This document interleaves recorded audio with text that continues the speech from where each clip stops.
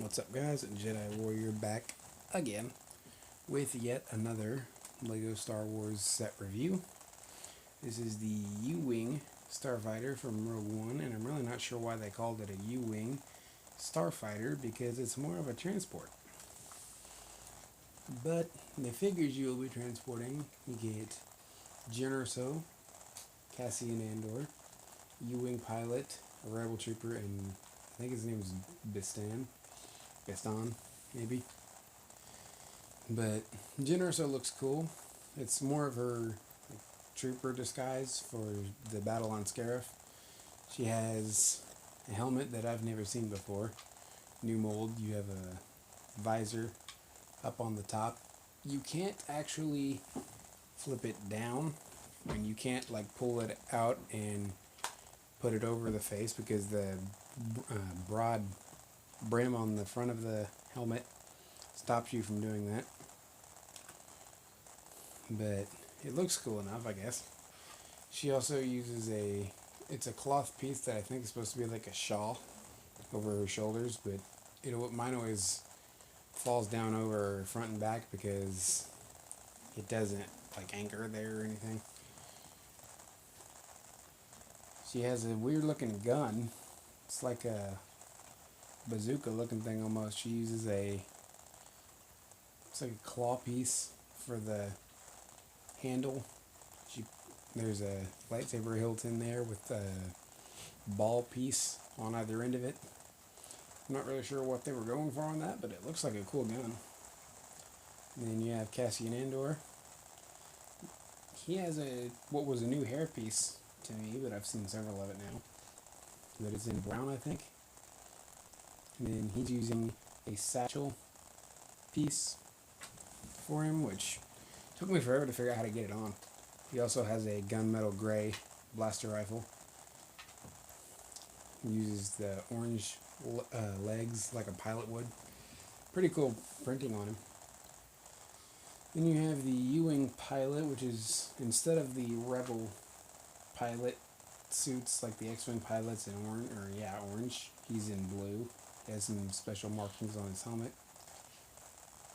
I think they should have just put Buddy Rook in there because he was the one that flew the main U-Wing.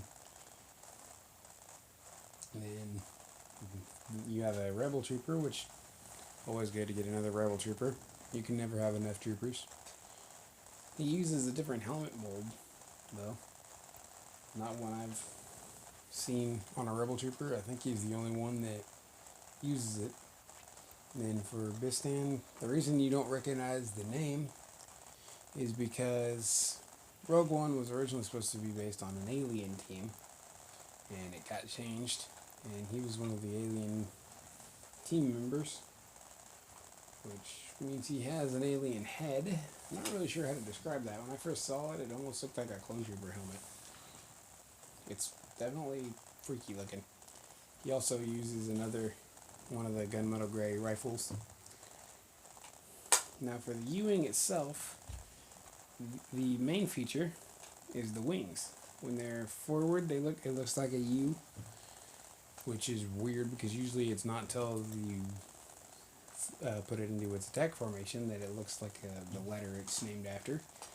But you can pull these wings apart and they swing back into what almost resembles a Y look, and they get a whole lot bigger. Like, I have trouble going through doors with this thing out all the way. If I'm flying it around and I want to go out into the living room or something with it, I have to tilt it to get through the door. They lock into position with the ball and socket joints, which I found kind of interesting that they took that precaution to make sure it doesn't slide around or they don't flop around on you. In the cockpit, there's a feature behind it where you can push forward on a couple of Technic pieces and it will pop the cockpit up. Kind of useless for me because I've never had any trouble getting it open. You can put your U-Wing pilot in there. He has a printed control panel. No, that's a sticker, I think. Just forward of the cockpit, you see two little tab things sticking up. You push down on those, you will shoot the spring-loaded shooters. There's two of them. There's also two guns right in there by them. Right in the center where the guns can't get hit. Then down on the front, the front hull, they used the cockpit piece from the Ultimate Collector Series X-Wing. About that S-Wing, that'd be an interesting starfighter. But there's a couple of bar things here. I think they're like landing lights that are stickered on. But I found that to be an interesting design. And then on the back section on the bottom, you have doors that will roll backward. You can fit 4 troopers down in here, or 4 figures. You also have little guns on swing arms that you can swing out to the side and shoot. They're stud shooters. Kind of reminds me of the Republic gunship, or the clone gunship, which sadly I don't have. Then in the back, you are right below the 4 engines, which kind of have like an X-Wing design on the engines. You have a little thing that swings down, which you don't have any storage in there, but I'm starting to think it's either an entrance or it's either a storage ramp, like a cargo loading ramp, or it's there just for shaping and it's not even supposed to be flipped down.